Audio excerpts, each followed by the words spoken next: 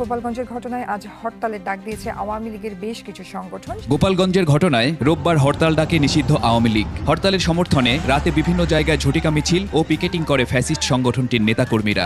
এক পর্যায়ে রাজধানীর মিরপুরে একটি বাসে আগুন দেয় দুর্বৃত্তরা।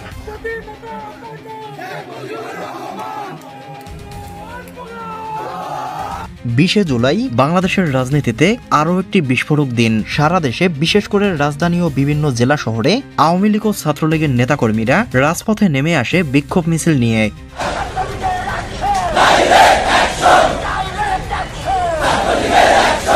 সকাল থেকেই শুরু হয় ব্যাপক শোডাউন। বিভিন্ন স্থানের রাস্তাঘাট বন্ধ করে দেওয়া হয়।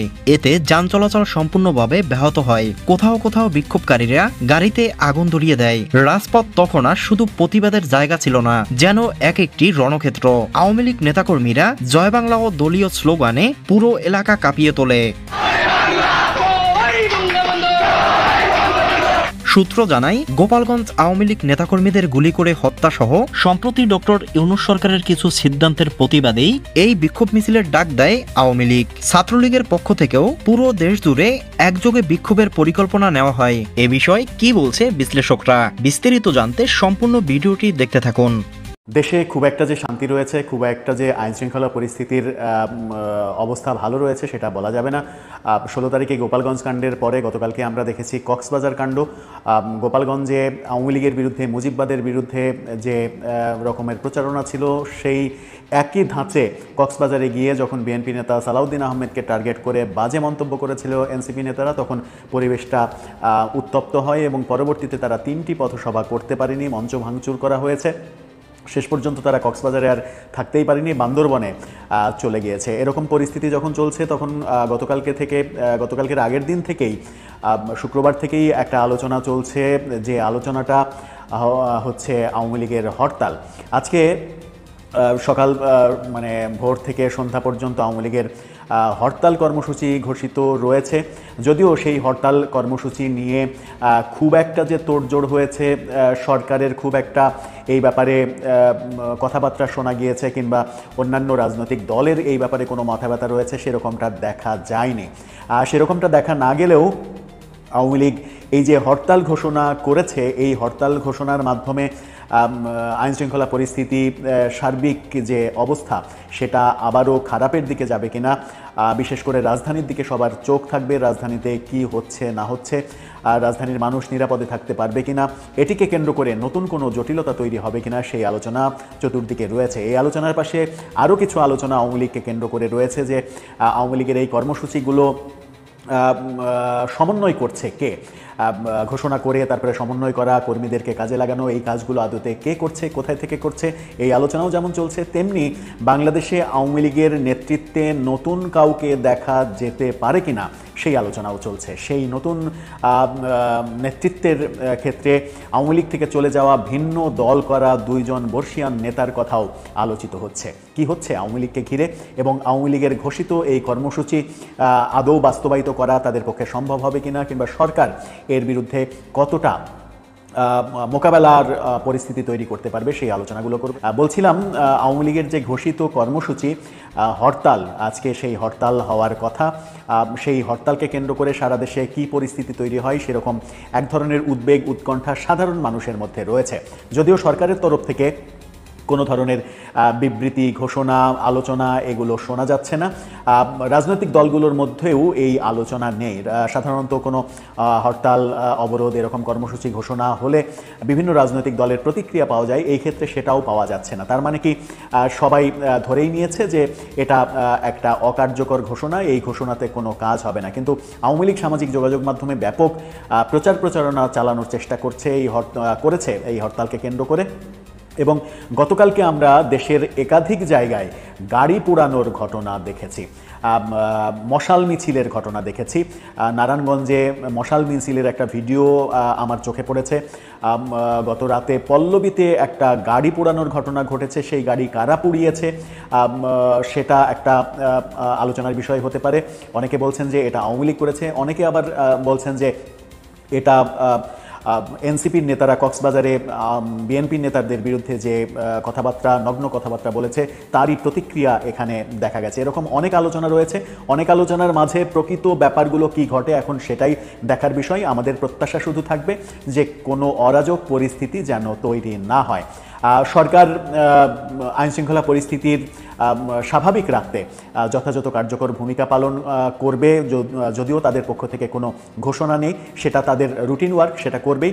সেই আলোচনা যেমন রয়েছে, তেমনি একটা আলোচনা রয়েছে যে আওয়ামী লীগের এই যে কর্মসূচি ঘোষণা, শোনা যাচ্ছে যে গোপালগঞ্জের যে হামলার ঘটনা, সেই হামলার ঘটনা সরাসরি নাকি শেখ হাসিনার নির্দেশে এবং ছাত্রলীগের সভাপতি সাদ্দাম হোসেনের সমন্বয়ে ঘটনাটা ঘটেছে। এরকম প্রচারণা আমরা বিভিন্ন দিকে দেখছি।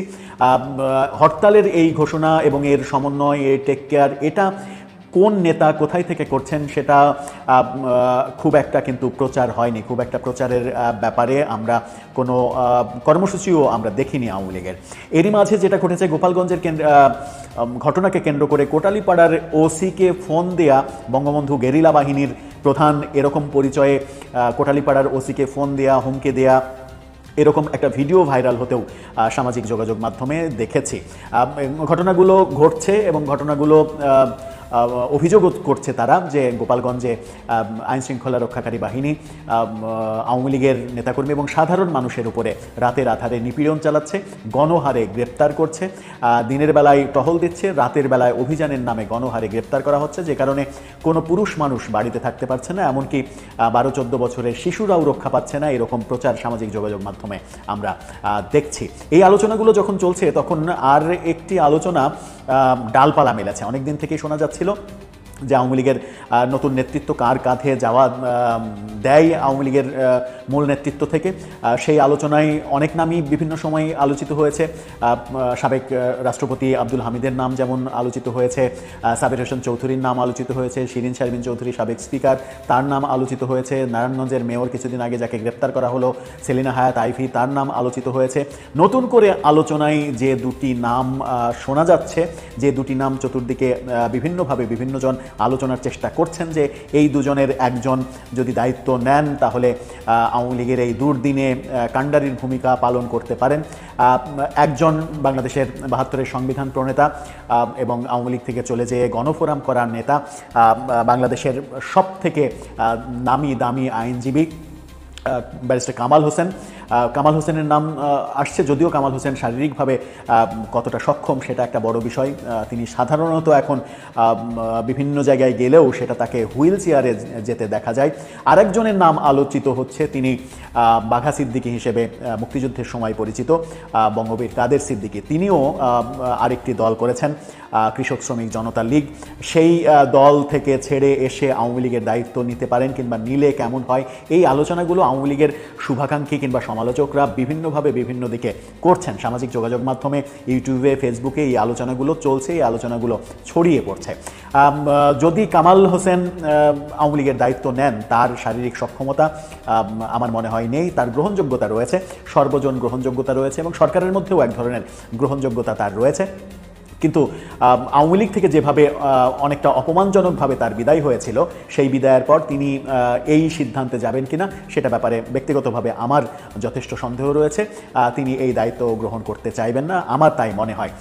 বঙ্গবীর কাদের সিদ্দিকী, তাকে যদি দায়িত্ব দেওয়া হয় তাহলে হয়তো তিনি দায়িত্ব গ্রহণ করবেন, কারণ 5 আগস্টের পরে তার অ্যাটিটিউড, কথাবার্তা, তার মুভমেন্ট সব কিছুতেই মনে হয়েছে যে তাকে প্রস্তাব করা হোক আওয়ামী লীগের দায়িত্ব আপনি নেন, তাহলে তিনি খুশি হবেন এবং সাগ্রহে তিনি রাজি হয়ে যাবেন, তার অ্যাটিটিউডে মনে হয়েছে। ভেতরের কথা ভিন্ন হতেই পারে, কিন্তু কাদের সিদ্দিকীকে দায়িত্ব দিলে, আওয়ামী লীগের পুনর্গঠনের দায়িত্ব যদি দেওয়া হয়, সেই ক্ষেত্রে আওয়ামী লীগের অন্যান্য নেতারা মেনে নেবে কিনা, তাকে গ্রহণ করবে কিনা, যেহেতু ভিন্ন দল করেছিলেন, তিনি দল থেকে চলে গিয়েছিলেন, এই ব্যাপারগুলোও রয়েছে। আমার মনে হয় যে আওয়ামী লীগের তৃণমূলের যারা নেতাকর্মী তারা এখনও মনে করেন যে শেখ হাসিনার নেতৃত্বের কোনো বিকল্প নেই, কোনো বিকল্প নেতৃত্ব তারা মানতে চান না, এরকম অবস্থাতেই আওয়ামী লীগ রয়েছে। কিন্তু বাস্তবতা হলো শেখ হাসিনার পক্ষে আগামী 5-7 বছর পরে আওয়ামী লীগের কাণ্ডারি হয়ে, আওয়ামী লীগের হয়ে নির্বাচন করা কিংবা নির্বাচনে জিতে রাষ্ট্র পরিচালনা করা, আওয়ামী লীগকে নতুন করে পুনর্গঠন করা, শারীরিকভাবে সেই সক্ষমতা তার রয়েছে কিনা সেটাও একটা বড় বিষয়। আবার শেখ হাসিনার প্রশ্ন আসে যে শেখ হাসিনার যদি না থাকে তাহলে সঙ্গত কারণেই সেই প্রশ্ন আসে বয়সে ডক্টর কামালের কিভাবে থাকে, কাদের সিদ্দিকীর কিভাবে থাকে, কারণ ডক্টর কামাল শেখ হাসিনার চাইতে বয়সে অনেক বড় এবং কাদের সিদ্দিকী মানে কাছাকাছি বয়সের, সুতরাং এই ব্যাপারটাও যুক্তিতে আসবে। সব কিছুই চলছে, কিন্তু এর কোনো সুরাহা কিংবা এর কোনো শেষ ফুল স্টপ কোথায় সেটা খুঁজে পাওয়া যাচ্ছে না। আওয়ামী লীগের লোকজন বিভিন্নভাবে বিভিন্ন দিকে আলোচনা করছেন, বিশেষ করে আওয়ামী লীগের যারা অনলাইনে যারা আওয়ামী লীগের অ্যাক্টিভিস্ট, তারা বিভিন্নভাবে এই আলোচনাগুলো উস্কে দেওয়ার চেষ্টা করছেন। আদতে কি হচ্ছে আমরা জানি না, হয়তো ঘটার পরে আমরা জানতে পারি। প্রিয় দর্শক, বাংলাদেশের রাজনৈতিক অঙ্গনে আবারও উত্তপ্ত। সামনের দিনগুলোতে পরিস্থিতি কোন দিকে যাবে সেটাই এখন সবচেয়ে বড় প্রশ্ন।